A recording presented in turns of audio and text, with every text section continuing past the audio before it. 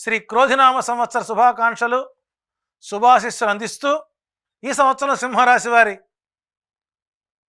గ్రహ గోచారాలు చూసినప్పుడు సప్తమంలో శని, అష్టమంలో రాహువు, ద్వితీయంలో కేతువు, భాగ్యస్థానంలో గురువు, సూర్య చంద్రగ్రహణాలు, గురు శుక్ర మౌఢ్యాల ప్రభావం చేత ఈ సంవత్సరం సింహరాశి వారికి విశేషమైనటువంటి ఫలితాలు గోచరిస్తున్నప్పటికీ ఆదాయం 2, వ్యయం 14, రాజ్యపూజ్యం 2, అవమానం 2.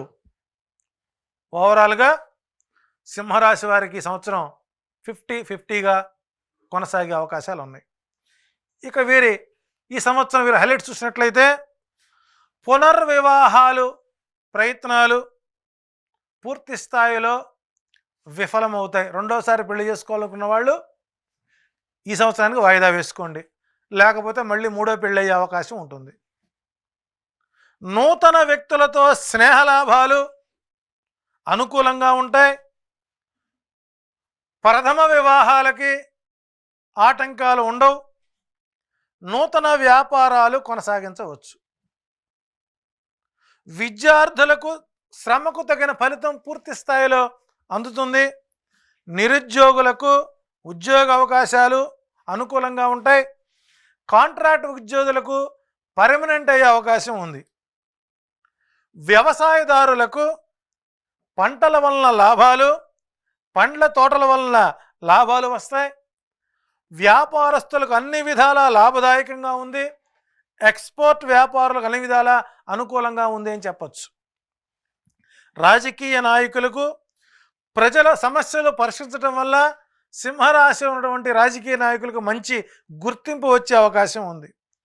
అనుకున్న పనులు సకాలంలో జరగకపోవడం కొంతమేర నిరాశ కలిగించిన కోర్టు వ్యవహారాలు కొన్ని సమస్యలకు పరిష్కారం చూపుతుంది. ఈ సింహరాశి వారు ఆరోగ్య విషయాల్లోనే కొంచెం జాగ్రత్తగా ఉండాలి. తరచుగా బంధువర్గం వారితో అకాల విరోధాలు, మెదడుకు సంబంధించిన ఇబ్బందులు, మృత్యుతుల్య ఇబ్బందులు వచ్చే అవకాశాలు ఉన్నాయి. తోబుట్టువులు, కుటుంబ సభ్యులే మీకు ప్రధాన సమస్యగా మారే అవకాశం ఉంది.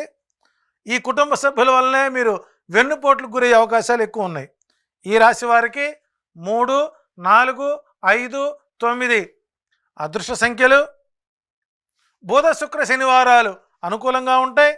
ఈ సంవత్సరం తరచుగా రాహుకేతువుల పూజలు, ప్రతినిత్యము దేవి ఖడ్గనామావళి స్తోత్రపారాయణం, శ్రీవారి దర్శనం, భగవత్ సేవ సింహరాశి వారికి ఆయుర్దాయాన్ని పెంచే అవకాశాలు ఉన్నాయి.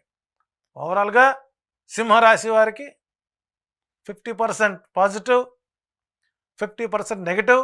ఆ నెగిటివ్ నుంచి పాజిటివ్ అవడానికి ఈ కింద చెప్పిన సూచనలు పాటించుకొని ఆయురారోగ్యాలతో వర్ధిల్లవలసిందిగా కోరుతున్నాం.